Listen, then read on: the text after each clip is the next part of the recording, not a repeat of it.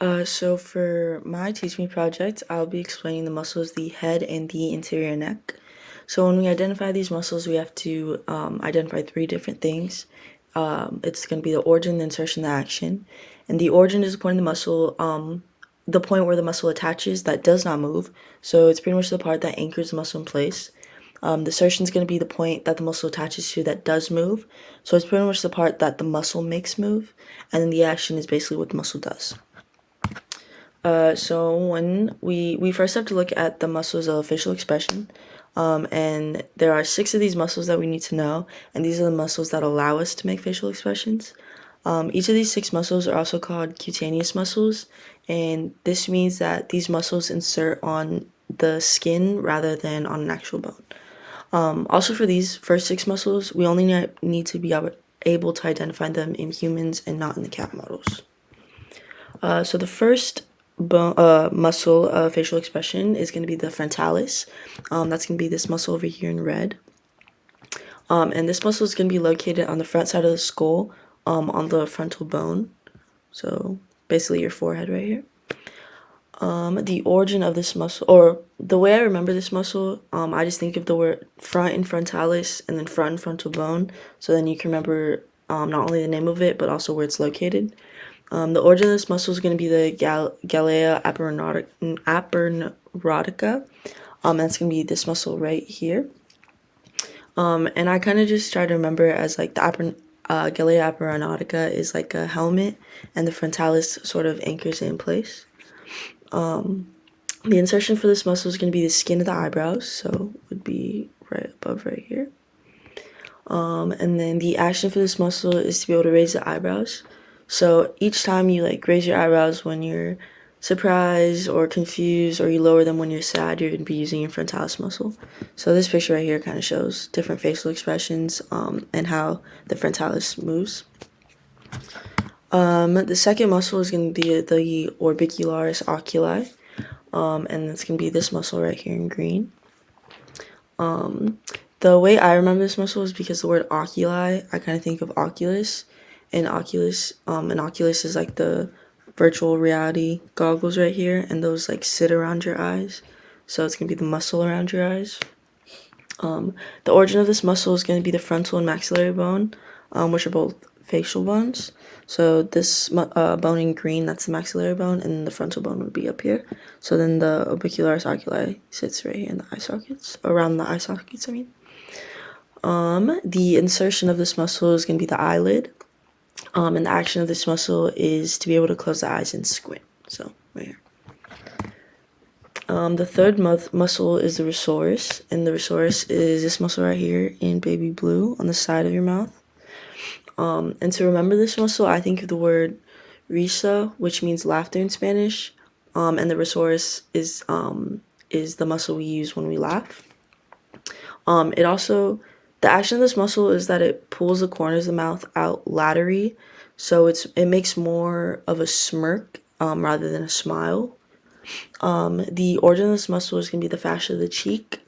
Fascia just refers to like the connective tissue that surrounds the muscle.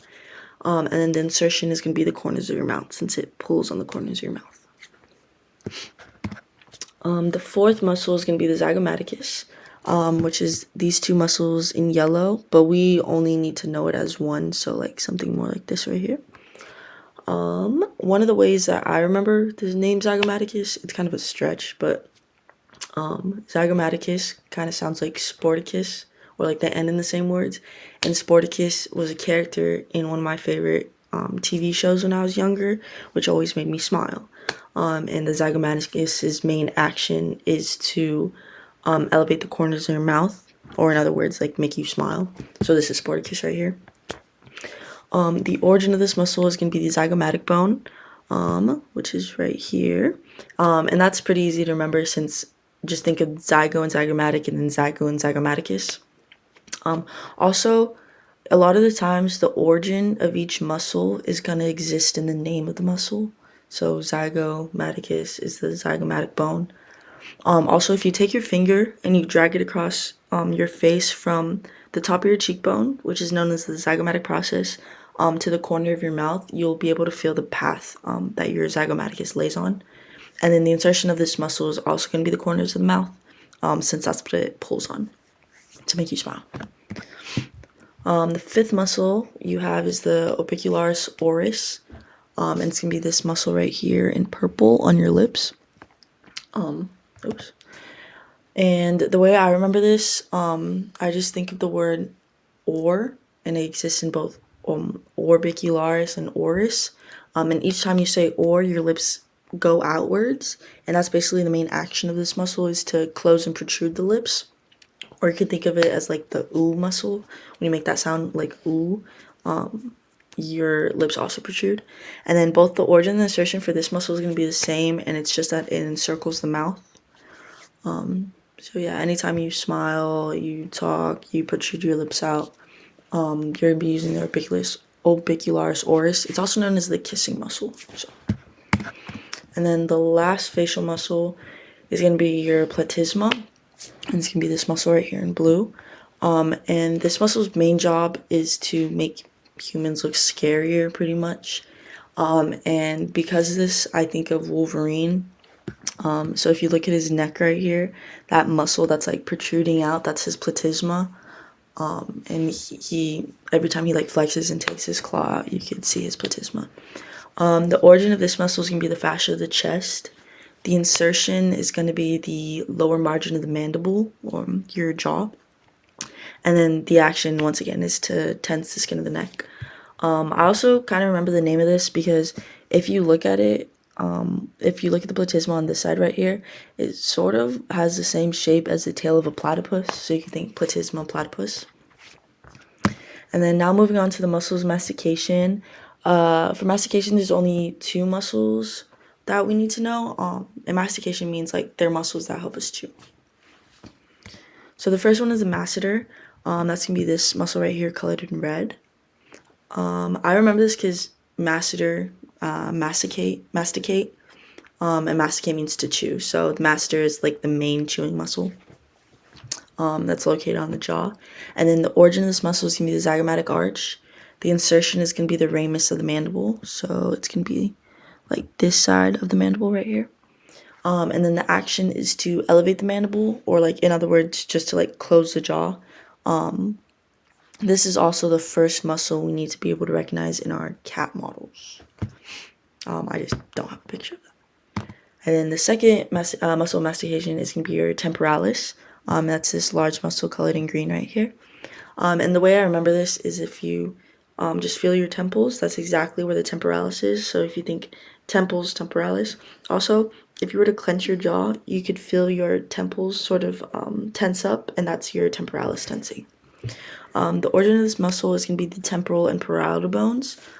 So this muscle right here, that's your parietal bone, and then this muscle right here is your temporal bone, and then the temporalis sort of lies in the middle of those two bones right there. And then the insertion of this muscle is going to be the coronoid process of the mandible. So it's this part of the mandible right here. And then the action is the same as the masseter, which is just to elevate the mandible and then close the jaw. And then moving on to the muscles of the anterior neck, there are 4 muscles we need to know. And all 4 of these muscles you also need to be able to identify in human and cat models. So the first muscle is going to be the digastric. This is the one colored in baby blue right here. There's 2 parts of it. This because di refers to 2, and then gastric refers to stomach. So this muscle has like 2 bellies to it.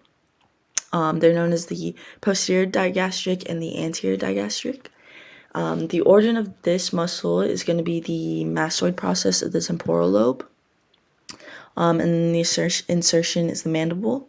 And the action of this one is that it has to depress the mandible or open the jaw, and then it elevates the hyoid during swallowing. So if you look at it here, this would be the hyoid. So this is what it moves. You could also see it from the side right here. And then if you're looking at the cats, it's going to be this muscle like on the side of the throat, I guess you could say. Okay, the second muscle is going to be the mylohyoid.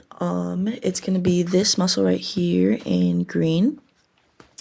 If you were to put your hand under your chin and then swallow, what you feel moving, that's going to be your mylohyoid.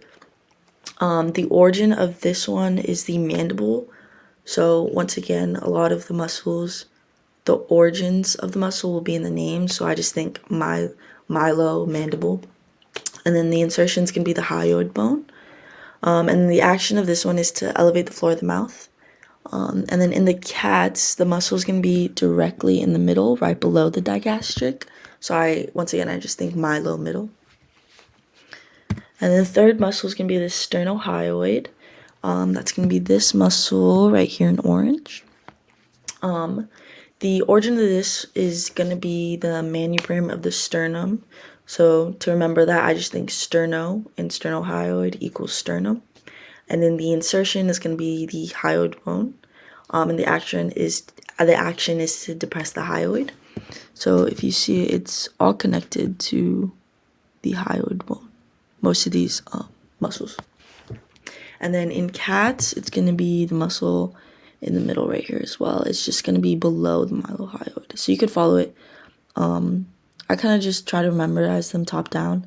So digastric would be on top, and then the mylohyoid, and then maybe sternohyoid. And then moving on to the last muscle is going to be the sternocleidomastoid. And that's going to be this large one in purple that exists on both sides of our necks. And the insertion of this one is going to be the manubrim of the sternum and the clavicle. So to remember this one, I think sterno refers to sternum, and then cleido refers to clavicle. The insertion of this one is going to be the mastoid process of the temporal bone, since it goes like all the way up our neck.